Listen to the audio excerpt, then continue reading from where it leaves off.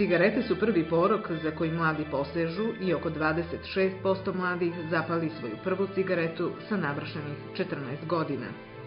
Gotovo svaki drugi učenik prvog razreda srednjih škola popušio je do sada po jednu cigaretu, a svaki peti trenutno puši. Uz cigare obično ide i alkohol, a ispitivanja pokazuju da su 9 od 10 učenika bar jednom popili jedno ili više alkoholnih pića. Granica kada mladi ljudi počinju druženje sa čašom alkoholnog pića sve se više snižava. Svako drugo dete puši, strašno.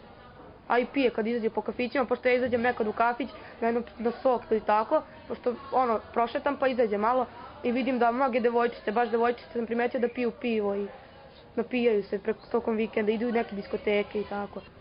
Pa napiju se, to je već postalo normalno. Imam dosta poznanika koji puše, piju, njima je to sasvim normalno. I oni misle da su fase, da tako kažem, ako se napiju, ako drže cigaru ili nešto slično. Nisu bitne godine, mislim, imaju deca od 14, 13 i 12 godina da puše. Iz dana u dan vidim novu decu i mlađe učenike ispred škole koji stoje i puše. Zato što im većina društva puši, onda i oni počinju da puše. Rezultati sprovedene ankete u našoj školi govore da skoro polovina učenika, znači skoro 50% učenika puši, što dečaka, što devojčica, i to je stvarno veliki problem, znači što stalni, što povremeni pušači, nismo pravili kategorizaciju, ali jednostavno dete koje zapali cigaretu. Moram istaći da je u tom broju veliki procenat i devojaka koje puše. Ovaj podatak, isto tako, sa stručnog aspekta možemo dovesti u korelaciju sa upotrebom narkotičkih sredstava, naročito marihuane, pošto je način konzumiranja identičan i veliki procenat onih koji stalno koriste marihuanu, pretpostavka je da su prethodno ili su i dalje pušači, paralelno konzumirajući i marihuanu i cigarete. Iako je duvan legalno prihvaćen u skoro svim državama sveta, on spada u jedan od najvećih otrova koje čovek svesno unosi u organizam, ugrožavajući svoje zdravlje.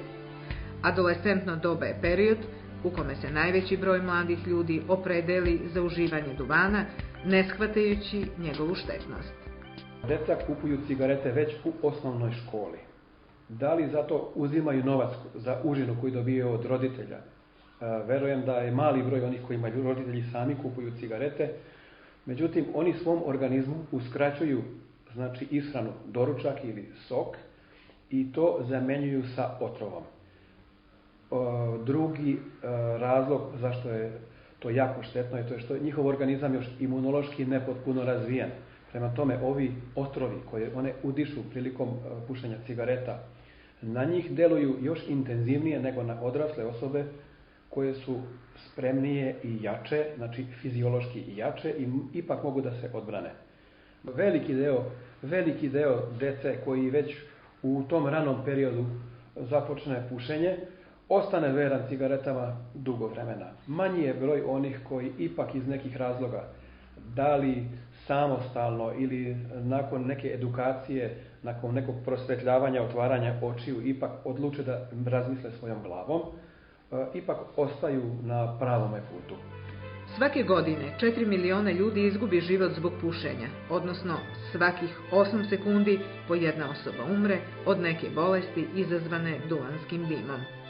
4000 supstanci koje su potencijalno otrovni ili jaki karcinogeni ili ti radioaktivne stvari se nalazi prilikom pušenja, odnosno u žaru cigarete. Od acetona, naftilamina, metanola, raketnog goriva, naftalina, sredstva protiv moljaca, nikotina koji je najjači insekticid, najjači otrov na svetu.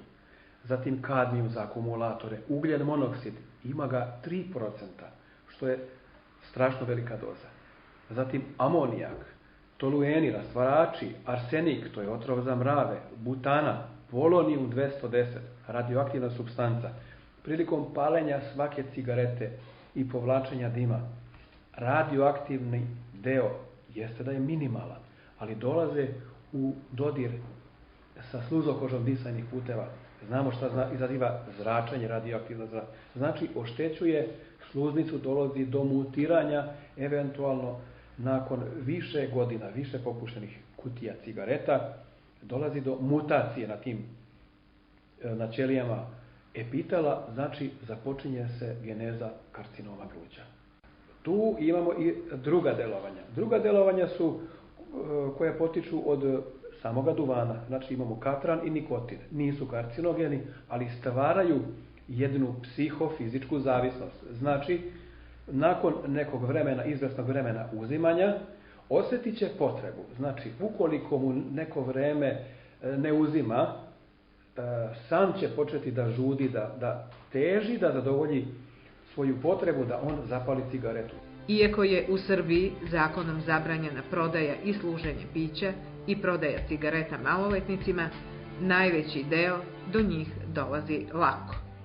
Pa uopšte nije teško, na svakoj trafici, svakoj prodavnici. Niti nas pitaju za godine, niti ličnu kartu, niti šta.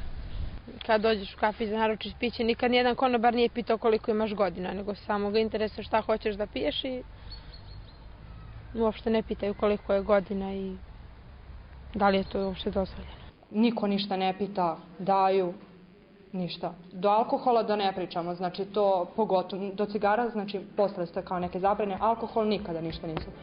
Da su pitali nešto. Za razliku od odraslih, mladi ljudi piju ređe, ali za kratko vreme veću količinu alkohola i to sa namerom da se napiju. U skladu sa njihovom filozofijom, koja najčešće ne prepoznaje objektivne rizike, rizik upotrebe alkohola se ne shvata na pravi način. Mladi piju brzo, ekscesivno, velike količine alkohola za što kraće vreme, da budu što pijaniji. Zbog radoznalosti mogu jednom da probaju, oni su samo probatori, znači radi se samo o eksperimentalnoj upotrebi. Ta mlada osoba koja jednom uzela alkohol ne znači da će postati alkoholičar, da će bilo kad u životu uzeti, ali ako tokom mjesec dana svakog vikenda uzima alkohol i bude pijan, već se razvijaju neki simptomi alkoholizma. Oni su sutradan, znači u školi, posle toga pospani, pošto ne mogu da se naspavaju, nisu koncentrisani. Tolerancija mladih ljudi na alkohol je izuzetno niska i najmanja količina nenaviknutom organizmu na alkohol stvara opasne reakcije. Gubi se kritičnost, izmenjeno se doživljava stvarnost, sklonost rizičnom ponašanju je povišena. Oni će pre da uzimaju i neku drugu supstancu, znači lakše će ih društvo nagovarati na uzimanje droge, pre će stupiti u seksualni kontakt koji inače ne bi nikad ostvarili, češće će biti žrtve nasilja i seksualnog zlostavljanja. Polne prenosive bolesti isto će biti češće kod njih zato što neće da razmišljaju o korištenju prezervativa, a samim tim češće će doći do neželjene trudnoće. Mislim da ne razmišljaju o tome, znači žive za taj trenutak i ne razmišljaju o tome šta može da bude sutra. Ne može se provesti od Topoli da ne popiješ nešto, znači 100%. Nije baš zdravo, ali... Mi znamo da je to smrt, ali šta ćeš? Veoma je štetno, pošto ujutru ne znaš šta radiš i šta si radio sinoć, znači veoma je štetno. Većina nije svesna, znači svojih posledica, šta može od toga da se razvije, svojih bolesti i suštini posledica koje mogu da proiziđu iz pušenja i iz alkoholizma. Tradicionalna blagonaklonost prema običaju pijenja alkohola u našem društvu predstavlja dobru klimu i stvara dobre preduslove za regrutovanje novih konzumenata te socijalno prihvatljive psihoaktivne supstance. Alkohol se u našoj kulturi pije svugde i uvek. U uslovima kada i porodica deli blagonaklone stavove koji podstiču i podržavaju konzumiranje alkohola, teže se boriti sa upotrebom alkohola kod adolescenata.